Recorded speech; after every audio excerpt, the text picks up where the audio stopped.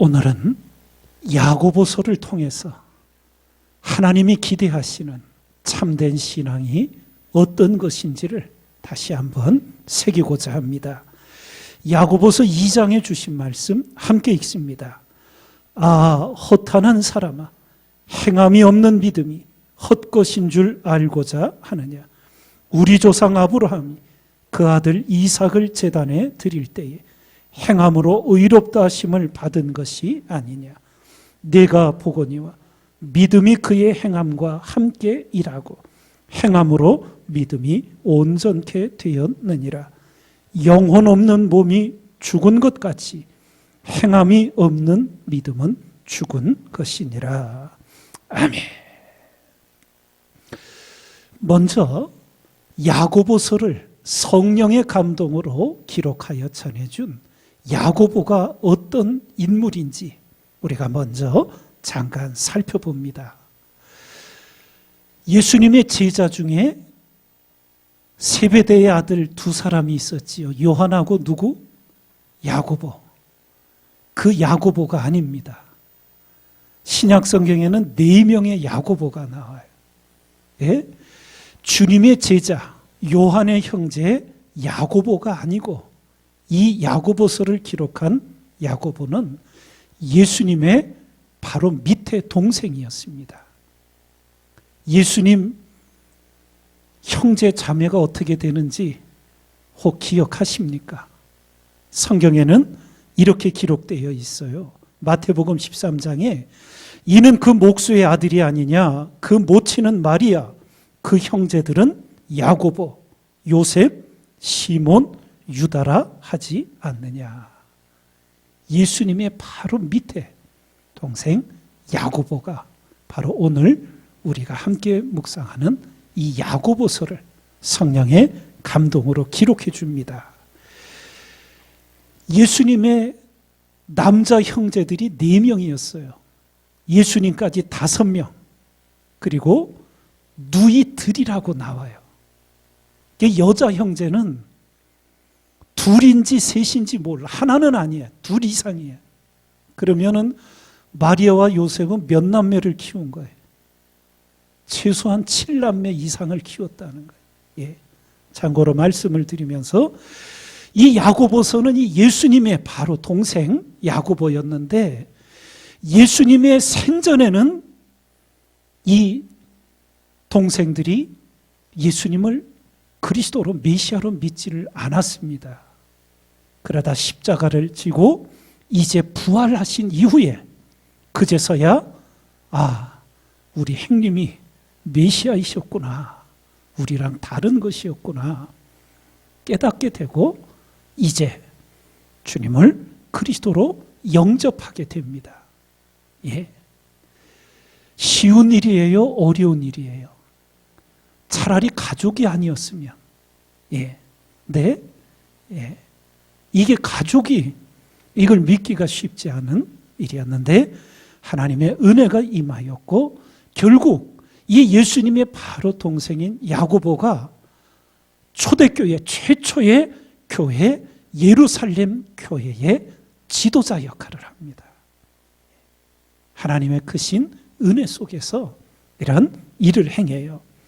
사도행전 15장을 보면 이제 할례나 음식 문제 때문에 이방인으로서 예수님을 믿고 그리스도인이 된 사람들과 유대인으로서 예수님을 믿고 그리스도인 된 자들이 한 교회에서 신앙생활하다 보니까 이게 자꾸 어려움이 생기는 거예요.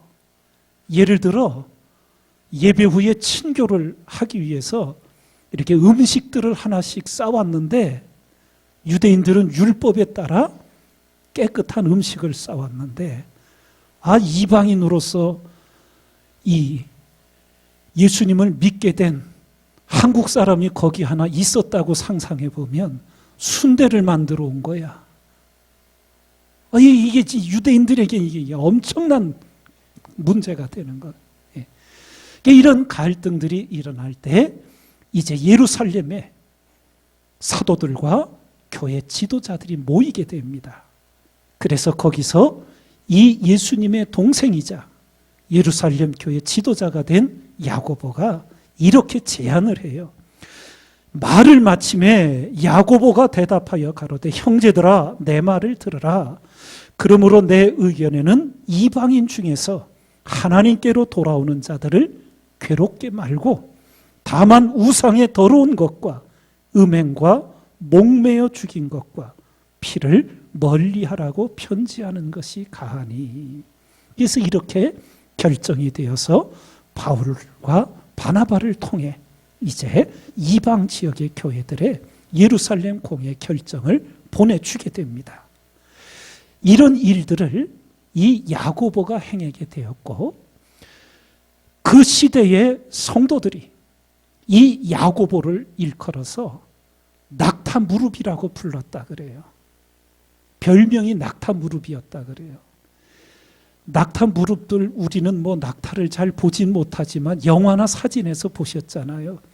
그 무릎에 굳은 살이 배겨 있잖아요. 왜 그랬냐 하면 이 야고보가 여러 해 동안 작정하고 기도한 나머지 무릎에 굳은 살이 두텁게 박여서, 그래서 이 야고보의 별명을 낙타 무릎이라고 그렇게 불렸다고 해요.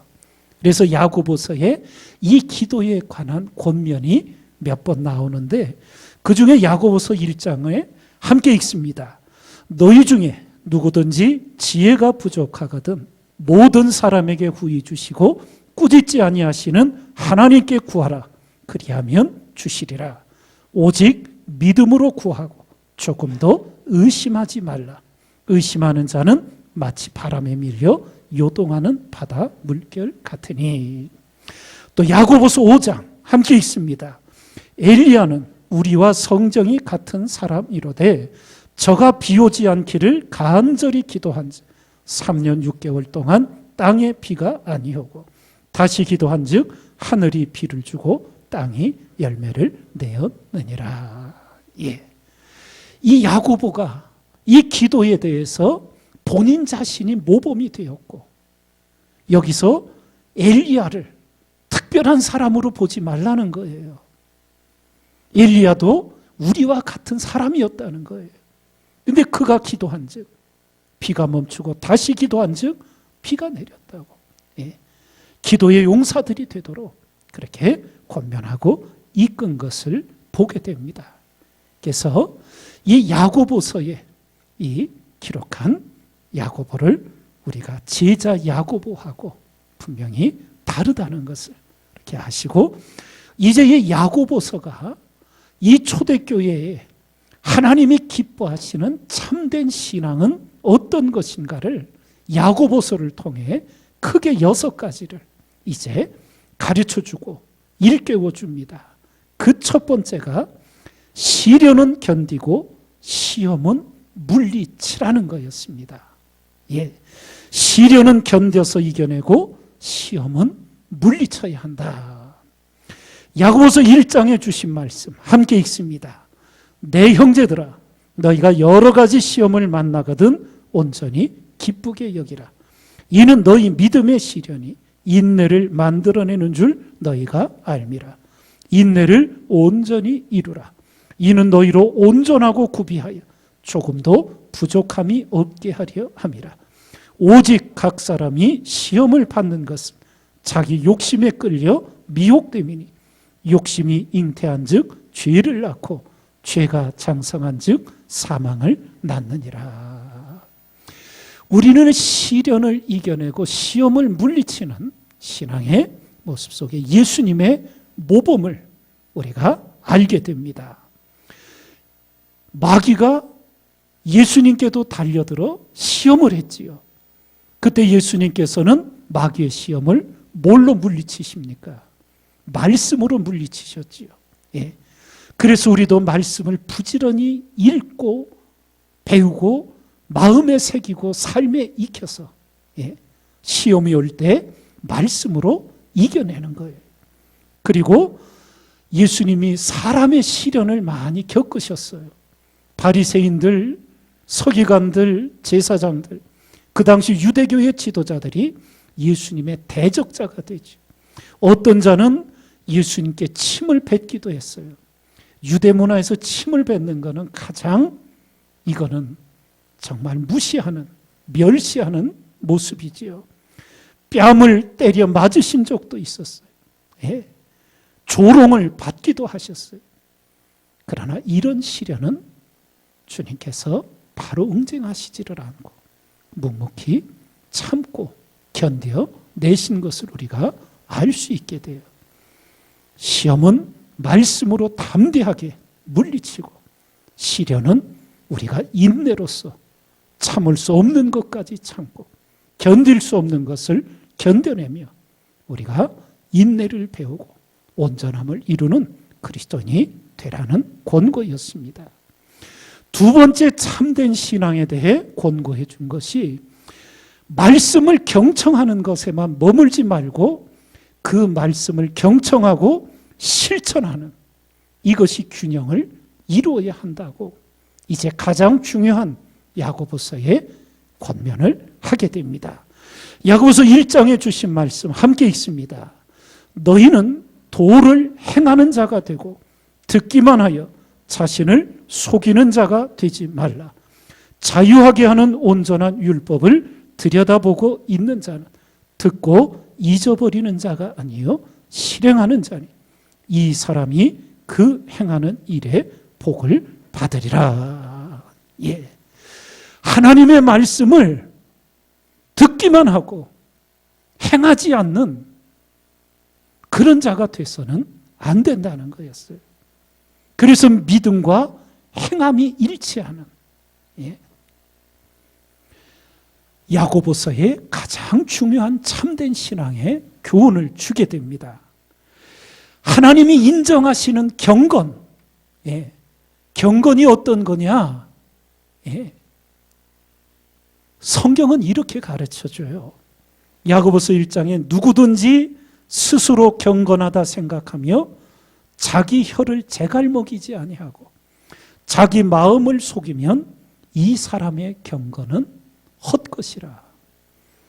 하나님 아버지 앞에서 정결하고 더러움이 없는 경건은 곧 고아와 과부를 그 환난 중에 돌아보고 또 자기를 지켜 세속에 물들지 아니하는 이것이니라. 예. 하나님이 기뻐하시는 경건한 그리스도인의 참된 삶이 어떤 거냐? 세속에 물들지 않는 거룩한 삶만이 경건이 아니라는 거예요. 그 당시 사회적으로 가장 약자요, 가장 경제적으로 어려움을 겪고 있었던 고아와 과부를 돌보는 것, 그걸 하나님이 기뻐하시는 경건이라고 우리에게 가르쳐주고 있습니다. 그래서 이제 이렇게 행동하는 경건이 무엇인지 이어서 야고보서의 가장 중요한 믿음과 행함의 관계를 아브라함과 여기르송의 기생이었던 라합의 실예를 들어서 우리에게 설명을 해줍니다. 하나님이 인정하시는 믿음은 어떤 건가? 아브라함을 먼저 예로 들게 되지요. 그것이 바로 이삭을 아브라함이 번제로 드리라는 명령을 순종할 때, 그 순종의 행동이 있을 때 그 믿음이 온전한 믿음이 되었다고 일깨워 줍니다. 우리 다시 한번 함께 읽습니다. 아, 허탄한 사람아, 행함이 없는 믿음이 헛것인 줄 알고자 하느냐? 우리 조상 아브라함이 그 아들 이삭을 제사에 드릴 때 행함으로 의롭다 하심을 받은 것이 아니냐? 내가 보거니와 믿음이 그의 행함과 함께 일하고 행함으로 믿음이 온전케 되었느니라. 예. 바로 이것을 일깨워 주고 있습니다. 믿음의 조상 아브라함. 예. 하나님께서는 이미 아브라함이 어떻게 행하실지를 다 아셨을 거예요. 그럼에도 아브라함에게 그 이해할 수 없는, 순종할 수 없는 명령을 내리시지요. 예. 이삭을 번제로 바치라고. 번제가 뭔지는 아시지요? 예. 각을 떠가지고. 각을 뜬다는 것은 뭐냐 하면요. 배를 갈라서 내장을 다 끄집어내고요. 사지에 여기 연골 근육을 끊어서 제쳐놓는 거예요. 좀 그렇지만은 예를 들면 우리 마트에 갔을 때 닭 내장 다 해서 손질해가지고 딱 벌려놓은 거 그렇게 해서 불에 태우는 거예요. 그게 번제예요. 아들을 하나님 주신 약속의 아들이에요. 예? 그 이삭을 그렇게 하라는 이해할 수 없는 명령 앞에 순종을 하지요. 예. 그래서 예.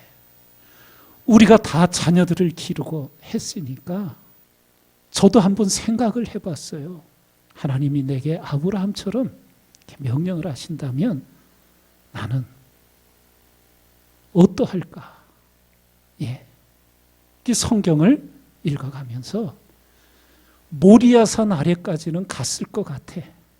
제가 이삭을 데리고 우리 큰아들 동천이를 데리고 모리아산 아래까지는 갔을 것 같아. 근데 어디서 제가 더 이상은 하나님 못하겠습니다. 무너졌을까? 이삭이 이제 모리아산 아래 도착해서 산 정상으로 올라가야 되는데 아브라함이 이삭에게 장작을 지우는 거예요. 그리고 아버지 아브라함은 칼과 불쏘시개를 들고 가려고 할 때 이삭이 아버지에게 묻지. 아버지, 나무와 불은 있는데 번제할 어린 양은 어디 있습니까? 이렇게 묻잖아요. 그때 아브라함이 이렇게 대답했지요. 번제할 어린 양은 하나님이 예비하실 것이다.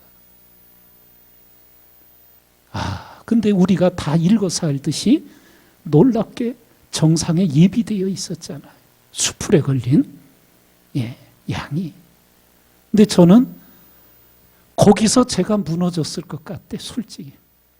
아들이 그 말을 했을 때 하나님, 난 죽어도 더 이상은 못합니다. 여기까지가 제 한계입니다. 하고 그냥 죽이시든지 살리시든지 이제 하나님 마음대로 하십시오 하고 나는 거기서 주저앉았을 것 같아요. 그런데 아브라함은 그 정상에 올라가서 우리가 성경을 보듯이 이삭이 순간적으로 저항할 수도 있으니까 이삭을 묶고요. 그런데 성서학자들은 그 이삭이 아버지의 할아버지지, 나이적으로 보면 할아버지도 한참 할아버지지. 예? 그 젊은 혈기 있는 이삭이 아버지 아브라함이 묶을 때 가만히 있었다는 것. 아브라함은 혹 미쳤다 그래도 아들은 이해할 수가 없잖아요. 근데 순순히 가게 묶이고, 예. 그래서 그 그림을, 성화를 그린 것도 있어요. 아브라함이 칼로 아들 이삭의 입을 틀어막고, 그 성화는 그렇게 그렸더라고요. 아들의 그 비명소리를 아버지가 어떻게 듣겠어요? 입을 내리 누른 채 그냥 눈을 질끈 감고는 칼을 내리치려고 하는 그 순간, 그게 성화로도 그려져 있는 것을 봤는데 하나님이 다급하게 부르시지. 아브라함아, 아브라함아, 이제야 내가 나를 경외하는 줄 알았다. 예. 야고보가 바로 이걸 얘기하는 거예요. 믿음은 이상적인 게 아니라는 거예요. 믿음은 하나님의 명령 앞에 절대 순종하는 그 행함이 함께 가는 것이 참된 믿음이지. 예. 믿음 따로 행동 따로가 아니라는 거예요. 예. 그래서 이것을 이제 분명하게 우리에게 가르치면서 참 믿음이 있는 자에게는 참된 믿음의 행동이 따라오게 돼 있는, 그것을 일깨워 줍니다. 그러면서 이 행동하는 믿음, 행함이 있는 살아있는 믿음에 대해서 중요하니까 또 하나의 실제적인 예를 드는 거예요. 아브라함의 일만 해도 충분한데 또 한 예를 드는데, 이제는 이방 여인, 여리고성의 기생이었던 라합, 이 라합을 예로 들지요. 우리가 아는 대로 가나안 땅에 첫 번 들어가서 부닥친 장애물이 여리고성이었지요.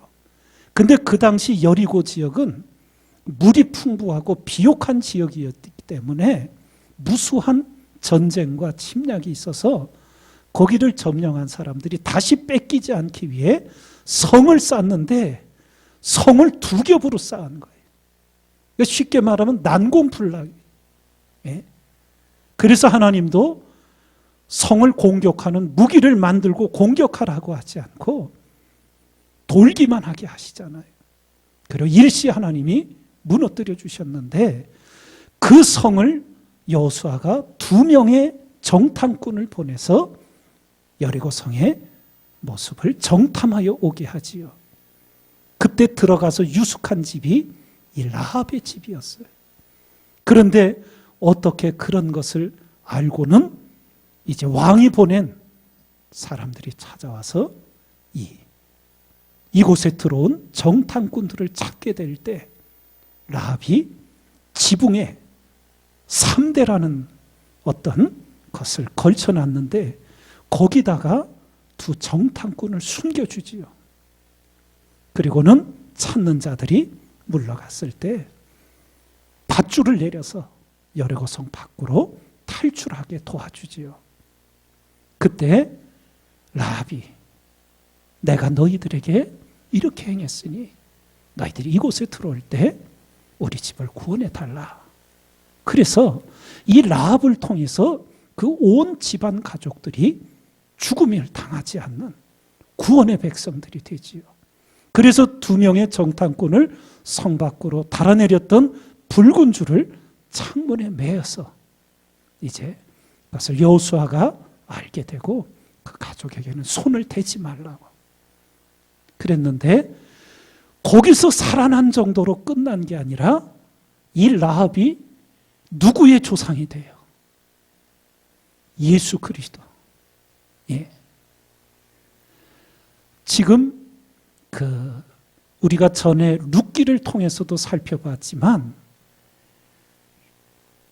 성사학자들은 성경에 기록이 없어 정확한 건 모르지만 이 라합이 구원을 받고 유대인의 집안으로 들어와서 결혼을 하게 되고 예수 그리스도 메시아의 조상이 되는데, 그 라합의 남편이 오벳, 이었을 것이다. 오벳이 누구냐? 룻의 남편 된, 룻의 남편이 누구였어요? 보아스의 아버지. 보아스의 아버지. 그래서 보아스가 자기 어머니가 이방 여인 라합이었어요. 오벳이 정확한지 아닌지는 몰라. 그러나 거의 확실하게 그렇게 추정을 해요. 2명의 정탐꾼 중에 하나가 오벳이었을 것이다. 이를 보고 그렇게 하나님의 섭리 속에 결혼을 하고 보아스를 낳았는데, 보아스는 자기 어머니가 유대인 어머니가 아니었고 이방 여인이었어요. 그래서 모압 여인 룻을 봤을 때 보아스에게는 동병상련의 이방 여인의 어려움을 자기 어머니의 모습에서 보며 긍휼한 마음을 가졌던 그것이 룻에게도 되어지면서, 하나님은 그런 은혜의 역사 속에서 이 라합이 예수 그리스도의 조상이 되게 하는 놀라운 은혜까지 임하게 되지요. 그런 가운데 이 야고보가 행동하는 믿음이 어떤 건지 그것을 분명히 하기 위해 이 라합을 예를 들었어요. 우리 함께 읽습니다. 또 이와 같이 기생 라합이 사자를 접대하여 다른 길로 나가게 할 때에 행함으로 의롭다 하심을 받은 것이 아니냐. 영혼 없는 몸이 죽은 것 같이 행함이 없는 믿음은 죽은 것이니라. 예. 더 이상 뭘 더 말할 게 있겠습니까? 참 믿음에는 참된 삶이, 행동이 따라오게 되어 있다는 것. 예, 이것을 우리가 분명히 알 수 있게 됩니다. 그러면 야고보가 세 번째 참된 신앙으로 권면한 것이 이 말을 절제하는 거였어요. 예, 이 언어에 대해, 말에 대하여 우리 그리스도인들이 말을 절제하고 선한 말, 생명의 말을 해야 하는 이것을 이제 참 신앙으로 권고합니다. 사람의 혀가 어떤 것인지를 이렇게까지 표현을 해요. 혀는 곧 불이요, 불의의 세계라. 혀는 우리 지체 중에서 온몸을 더럽히고 생의 바퀴를 불사르나니 그 사르는 것이 어디서 나느니라? 지옥불에서 나느니라. 여러 종류의 짐승과 새며 벌레와 해물은 다 길들므로 사람에게 길들었거니와 혀는 능히 길들일 사람이 없나니 쉬지 아니하는 악이요 죽이는 독이 가득한 것이라. 예. 아주 부정적인 면을 먼저 명료하게 드러내요. 여러분 바벨탑 사건을 아시잖아요. 예. 그 바벨탑을 쌓기 전까지 인류의 언어는 하나였어요. 그러다 바벨탑을 쌓는 것을 보시고 하나님이 언어를 혼잡게 하셔서 말이 통하지 않게 하신 거예요. 그래서 바벨탑이 중간에 멈춰서게 되지요. 그리고는 세월이 한참 흐른 뒤에 이제 오순절 마가다락방에서 성령이 강림하는 가운데 기도하던 120명의 성도들의 혀가 자기가 주장하는 게 아니라 성령 하나님이 주장하여서 방언이 터지는 거예요. 예. 그래서 우리 그리스도인의 이 혀가 바로 하나님의 복음을 전하는 생명을 살리는 도구가 되기 위해서 우리는 이 혀가 거듭나야 되고 성령 하나님께 사로잡혀야 되는 은혜를 늘 구하며 살아야 될 줄 믿습니다. 야고보는 계속 이렇게 권면합니다. 이것으로 이 혀로 우리가 주 아버지를 찬송하고 또 이것으로 하나님의 형상대로 지음을 받은 사람을 저주하나니 한 입으로 찬송과 저주가 나는도다. 내 형제들아 이것이 마땅치 아니하니라. 예. 그래서 진정한 믿음을 가진 자는 말을 절제하고 말에 훈련을 해야 하고요. 예. 끊임없이 내 말을 돌아보면서 부족했던 것, 실수했던 것, 실언했던 것을 인정하고 회개하고 고치고 하나님 앞에 늘 도우심을 구하며 이 말로 우리가 그릇 악을 짓지 않도록 그리고 선한 말, 생명을 살리는 말을 하도록 도와주시기를 기도하면서 일생을 경성하여 살아가야 될 줄 믿습니다. 잘하다가도 한번 감정이 상하고 그래서 속에서 치받쳐 올라오면 한순간에 그냥 험한 말들이 죽이는 말들이 마구 나오잖아요. 우리가 항상 하나님 앞에 도심을 구하고 경성하여 살아가야 될 줄 믿습니다. 네 번째로 이 참된 신앙에 대해서 야고보가 권면하기를 하나님의 지혜와 세상 지혜의 극명한 차이를 알고 하나님의 지혜를 구하여 살아가라는 거였습니다. 세상 사람들도 지혜가 있어요, 없어요? 있어요. 똑똑해요. 우리가 그걸 똑똑하다는 표현도 하지만은 영악하다는 표현을 하지요. 예? 영악해요, 세상 사람들. 그런데 그거 부러워하지 말고 위로부터 난 지혜, 하나님의 지혜를 구하고 받아서 살아갈 것을 권면하는데, 세상 지혜는 어떠냐? 먼저 말합니다. 그러나 너희 마음속에 독한 시기와 다툼이 있으면 자랑하지 말라. 진리를 거스려 거짓하지 말라. 이러한 지혜는 위로부터 내려온 것이 아니요 세상적이요 정욕적이요 마귀적이니 시기와 다툼이 있는 곳에는 요란과 모든 악한 일이 있음이니라. 예. 남보다 내가 더 잘났다고, 남을 시기하고, 예. 또 다툼이 있는 이런 악한 것에 빠지지 말라는 거예요. 그러면서 하나님의 지혜로부터 난 그리스도인의 삶의 모습은 어떠냐? 우리 야고보서 3장 17절 18절 함께 읽습니다.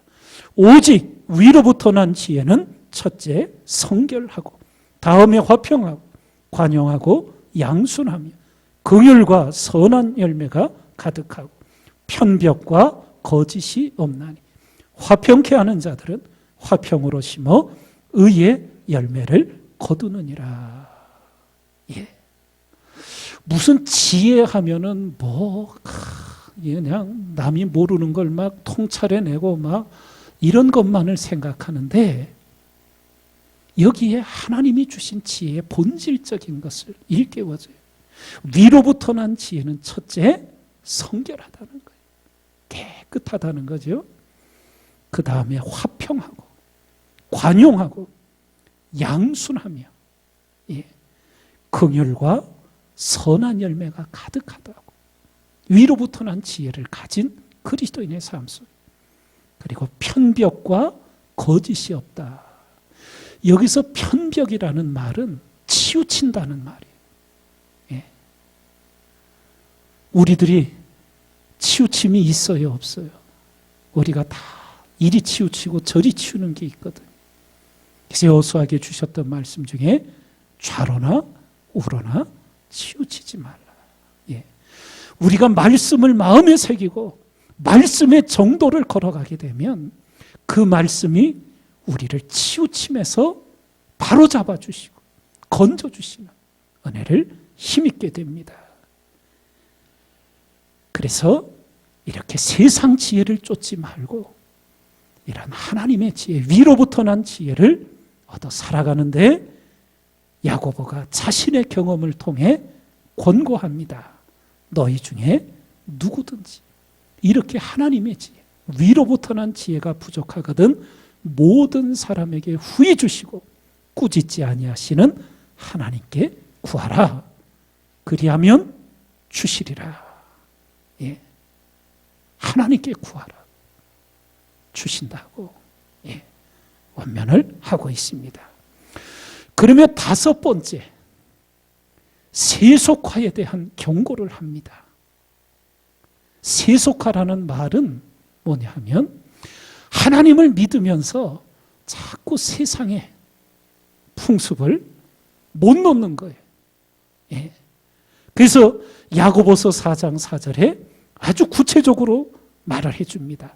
간음하는 여자들이여 세상과 벗된 것이 하나님의 원수임을 알지 못하느냐.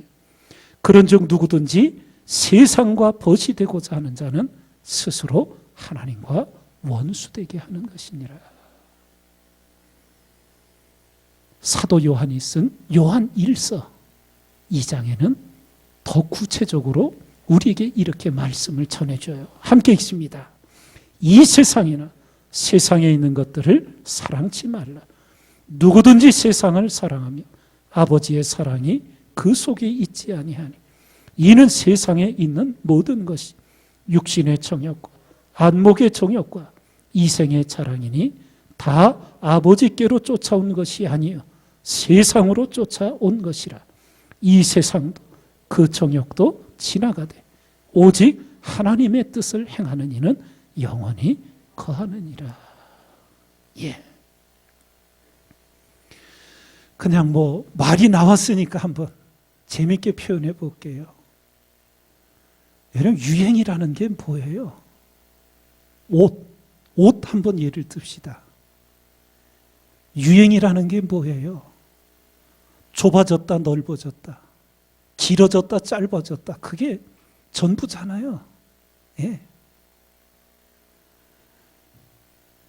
좁아진 거 10년 지나면 다시 유행 돌아와. 넓은 거 기다리면 또 유행 돌아와. 세상 풍조 쫓아 살지 말라는 거예요. 예. 요즘 산책을 가거나 이러면 이렇게 운동을 하는 젊은 우리 여성들 보면은 이거 뭐 그냥 다 그 뭐 타이즈라 그럽니까? 그냥 이 스타킹처럼 아주 딱 붙었네. 주여 시험에 들지 않게 해주시옵소서. 눈을 하늘을 두고 거의 다. 언젠가 한번 그렇게 말씀드린 적이 있죠. 여름에 가능한 한 교회 오실 때 민소매 잊지 마십시오.